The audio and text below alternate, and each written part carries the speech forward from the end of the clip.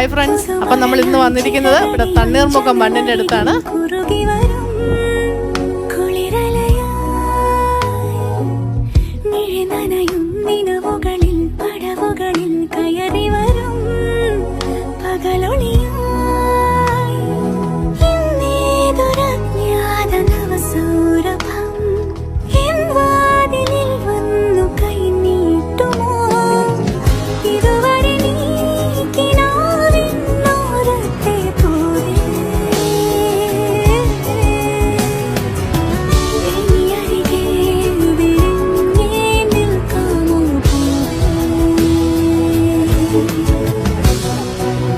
പുതുമഴയായി ചിറകൾ